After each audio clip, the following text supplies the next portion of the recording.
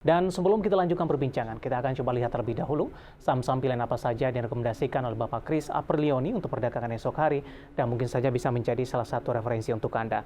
Ada 4 saham, beberapa saham tadinya juga sempat kita singgung. Yang pertama dari pertambangan batubara ada Indi, direkomendasikan buy, supportnya di 2960 hingga 3500. Bumi tadi juga sempat kita singgung 140, resistennya di 180 juga rekomendasi buy.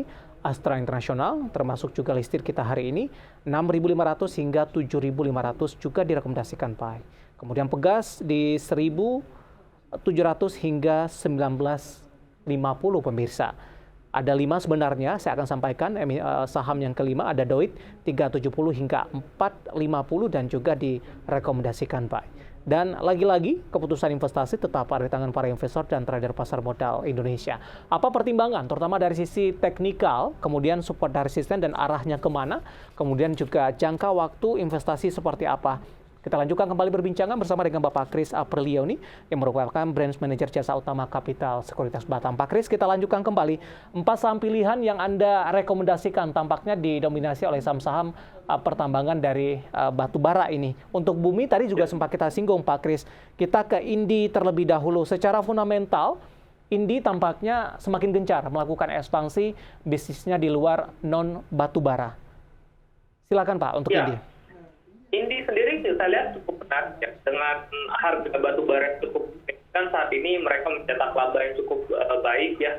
Dan PER cuma 2,9 kali saat ini dan Indi juga berusaha untuk mendiversifikasi bisnisnya mereka menjadi energi yang lama bunga seperti itu. Jadi kemungkinan besar kita jangka panjang saya lihat prospek ini cukup menarik gitu. Tapi memang karena batubara ya penjualan batubara ini bisa mendominasi cukup besar sehingga kemungkinan ini masih akan cukup menarik. Harga sahamnya masih cukup murah kalau kita lihat sekarang. Penutupan hari ini di 3.320, 6,75% penguatannya. Sementara dari sisi resisten tadi ada di 3.500. Ini lebih ke arah sepekan ini atau 2 minggu ke depan atau lebih ke arah jangka menengah, Pak Chris? Ya kalau kita lihat karena pergerakan hari ini cukup signifikan ya 6%, biasanya hanya bolak-balik seperti itu. Jadi kita harapkan secara 2 minggu sampai 1 bulan ke depan 3.500 sudah tercapai. Target Anda sampai dengan akhir tahun Pak Chris untuk ini? Akhir tahun saya masih berdebat kalau dapat area paku ya. Baik, dari data yang saya pegang ini dari posisi PER-nya masih berada di kisaran 2.90 kali. Seperti apa pertimbangan bagi para investor ketika ingin berinvestasi kalau melihat dari sisi valuasinya, Pak Chris? Ya, tentu kita mencari perusahaan-perusahaan ya di antara perusahaan yang sedang melakukan peningkatan cukup signifikan. Dan kalau kita cek batubara dengan perusahaan yang cukup besar, menurut saya Indi merupakan salah satu perusahaan batubara yang besar dengan harga cukup murah ya di antara semua emiten batubara yang lain. Ya, untuk itu makanya saya memilih Indi karena menurut saya cukup. Baik, selanjutnya ada Bumi. Ini juga sempat kita singgung tadi Pak Chris. Saya akan lanjutkan ke saham pilihan ketiga, ada Astra Internasional. Anda juga rekomendasikan buy 6.500 hingga 7.500. Dan kebetulan juga masuk ke dalam listed company sabda kita hari ini, rencana pembagian dividen interim, kemudian ekspansi. Mereka juga gencar melakukan dengan berbagai lini bisnis ini. Analisisnya atau pertimbangan merekomendasikan untuk Astra Internasional, Pak Chris? Astra menurut saya perusahaan yang cukup besar ya. Kalau kita lihat dari belakang, Astra hanya bolak-balik di area 5.000 sampai 8.000. Padahal kinerja Astra kita bilang apalagi di tahun 2022 ini peningkatannya cukup signifikan. Dengan dividen interim yang juga meningkat dibandingkan dengan tahun-tahun sebelumnya, saya melihat kemungkinan besar Astra di tahun depan total dividen yang diberikan akan cukup signifikan ya, karena EPS-nya juga naik cukup signifikan. Sehingga kalau kita back to apple dengan pembagian dividen sekitar 45 atau 50% dari laba bersih, mungkin kita bisa dapat dividen yield-nya di area 5-10%. Dan menurut saya itu cukup besar untuk perusahaan sebesar Astra. Dan biasanya kalau pembagian dividen cukup signifikan, harga saham pada akhirnya akan cukup naik. Ya. Kita harapkan area sideways 10 tahun ini akan di-break dengan Astra membuatnya di tertinggi baru. Oke. Untuk target sampai dengan akhir tahun, Astra Internasional? Akhir tahun Astra di area 7.500 ya. Harusnya mungkin sampai. Baik, dari Astra International kita beralih ke saham pilihan yang keempat, ada Pegas. Anda juga rekomendasikan buy. Tadi supportnya di 1.700, resistennya hingga 19.50 ini. Untuk hari ini, Pegas di penutupan sesi kedua menguat di 1,73% dan masih berada di kisaran 1.700-an. Analisis Anda untuk Pegas? Ya, Pegas juga cukup menarik. Kinerja mereka juga di top 2022 ini cukup signifikan dengan harga gas yang juga meningkat, dan Pegas juga aktif keluar ya, mulai pelabuhan ekspor dengan harga gas yang cukup signifikan, sehingga ini juga menjadi sentimen positif bagi Pegas. Dan harga sekarang per ya kali jika dia membagikan dan persentase sama seperti tahun lalu di area 70%, maka kita harapkan dividend yield-nya bisa sampai di area 8-10% ya di tahun depan. Dan kembali lagi itu merupakan dividen yang cukup besar, sehingga nantinya akan belajar, tiga orang akan mau tidak mau melihat Pegas merupakan perusahaan cukup murah, dengan nanti ada isu pembagian dividen, orang-orang akan kembali membeli Pegas sehingga harganya. Baik, secara year to date untuk Pegas sudah menembus ke 1.900-an beberapa waktu lalu dengan posisi 1765. Seperti apa skenarionya untuk Pegas untuk balik lagi ke level 1.900-an, Pak Kris?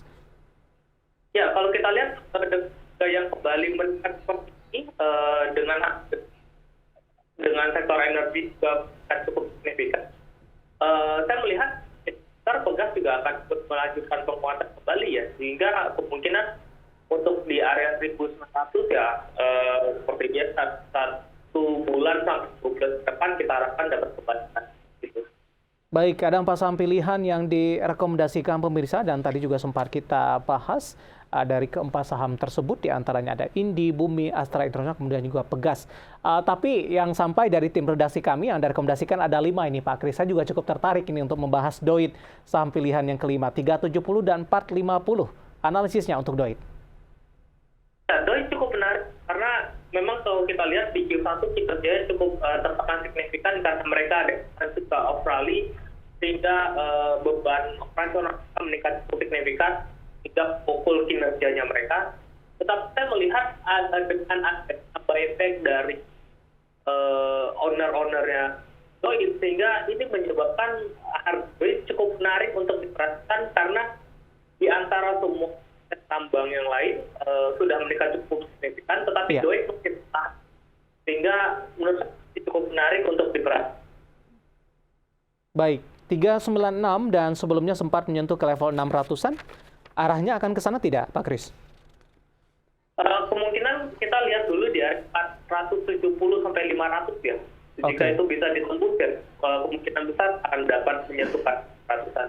Baik, saham-saham pilihan yang direkomendasikan pemirsa dan lagi-lagi keputusan investasi tetap ada di tangan para investor dan trader pasar modal Indonesia. Beberapa pertanyaan yang sudah masuk di WhatsApp interaktif kami. Ada Ibu Rini dari Jakarta. Terima kasih sudah bergabung.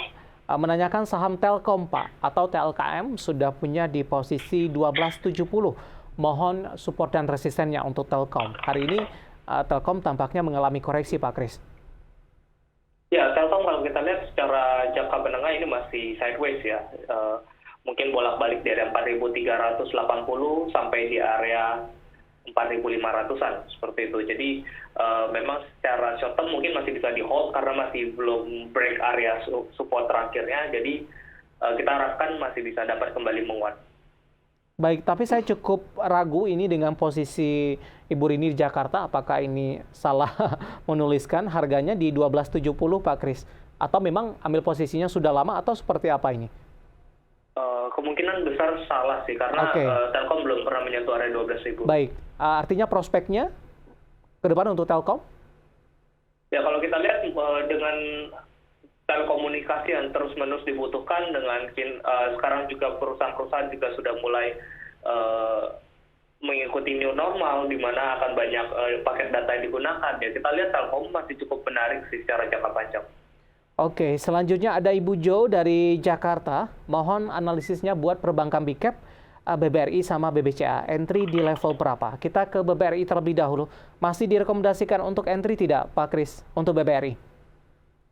Ya, kalau kita lihat sebenarnya emiten perbankan tidak bisa dibilang murah, tetapi dengan kinerja yang terus-menerus lebih baik dibandingkan tahun-tahun sebelumnya, dengan tingkat nilai suku bunga yang kemungkinan akan dinaikkan lagi, tentu akan menjadi efek positif bagi perbankan. Jadi jika tujuannya untuk invest jangka panjang, cicil perlahan-perlahan, menurut saya masih cukup menarik untuk BRI dan BBCA. Support dan resistennya untuk BBRI, Pak Kris? Secara short term, support BRI sekarang di area 4.530, resistance-nya di area 4.850.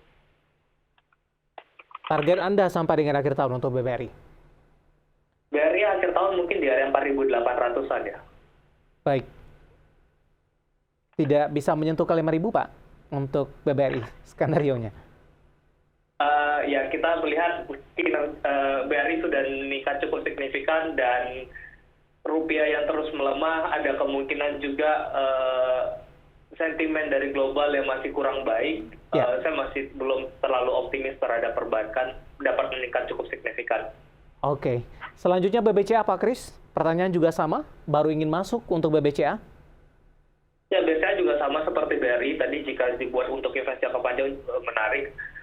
Namun short term-nya, support-nya di area 8.300 ya, dengan area resistance di area 8.875. Oke, selanjutnya kita beralih ke Ibu Jenny ini yang baru saja bergabung di WhatsApp interaktif kami untuk Tekim. Apa bisa balik ke harga 14.000 tidak, Pak? Tekim 14.000 menurut saya masih cukup jauh ya, itu peningkatan mungkin hampir 100%.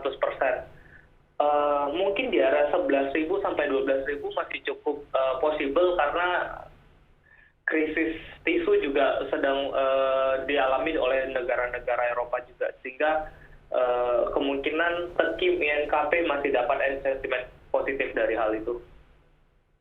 Tapi lebih ke arah 11.000 hingga 12.000, sementara untuk 14.000 secara teknikal masih cukup berat, Pak Kris? Ya, kalau kita lihat ke peningkatan ke 14.000 itu hampir 100% ya. Jadi bisa kemungkinan tercapai, mungkin jangka waktunya juga perlu diperhatikan. Baik, kalau kita bahas Tekim, biasanya INKP tidak ketinggalan ini, Pak. Analisis Anda untuk INKP hari ini menguat di 4,32%, 9650. Ya, INKP juga sama seperti Tekim, karena harga tisunya juga sedang meningkat karena ada krisis dari tisu, ya kemungkinan area 12.000 ke 13.000 mungkin possible untuk dicapai INKP. Baik, jawaban untuk Ibu Jenny tanpa menyebutkan lokasi dan lagi-lagi keputusan investasi tetap ada di tangan para investor dan trader pasar modal Indonesia. Selanjutnya ada yang menanyakan Medco ini, Pak. Ini juga tidak menyebutkan nama dan lokasi. Bagaimana prospek sampai dengan akhir tahun untuk Medco? Kalau kita tahu juga Medco bangkit sahamnya dan rata-rata bergerak di 800-an hingga 900-an di beberapa waktu terakhir, meskipun sebelumnya sempat di atas 1000-an ini. Dari posisi tren seperti apa, Pak Kris, untuk Medco yang sebelumnya juga sempat mengalami koreksi yang cukup dalam setelah naik signifikan? Ya, Medco sejak tanggal 30 Agustus sampai saat ini masih berada pada range sideways ya.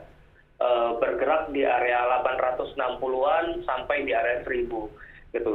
Selama Medco tidak close di atas 1000, maka kecenderungan Medco untuk bolak-balik area ini masih cukup besar, sehingga sementara gunakan sebagai range buat trading. Untuk trading saja, Pak Kris, dengan range harga 800-an hingga 1000-an. Ya, untuk saat ini dengan kecenderungan sideways seperti ini lebih baik ditradingkan terlebih dahulu. Oke, terakhir singkat saja untuk SMGR, Pak Kris. Prospek ke depannya, penutupan hari ini 7450, jangka pendek support dan resistennya. Ya, SMBR cukup menarik ya. Dengan akuisisi SMBR, menurut saya kemungkinan dapat meningkatkan kinerja SMGR dengan laba yang meningkat nantinya. Area short term di area support di 7350, resistance di 7500. Saya harapkan mungkin SMGR karena selesai nanti akuisisi, issue-nya, kita harapkan ini dapat kembali menguat. SMBR juga ikut terdampak nanti tidak, Pak Kris? Untuk SMBR-nya kalau kita lihat kurang sensitif ya terhadap isu akuisisinya, lebih kepada SMGR-nya lebih baik. Baik, Pak Kris, waktu kita cukup terbatas dan tampaknya pembahasan tadi sekaligus mengakhiri kebersamaan kita untuk kali ini dan semoga kita bahas bisa menjadi referensi dan lagi-lagi keputusan investasi tetap pada tangan para investor dan trader pasar modal Indonesia. Pak Kris, sekali lagi terima kasih, sehat selalu Pak. Ya, terima kasih Mas David. Baik, ada Bapak Kris Aprilioni, Business Manager Jasa Utama Kapital Sekuritas Batam. Akhirnya, saya David Sanoval dan seluruh kerabat kerja yang bertugas mengucapkan terima kasih dan sampai berjumpa kembali.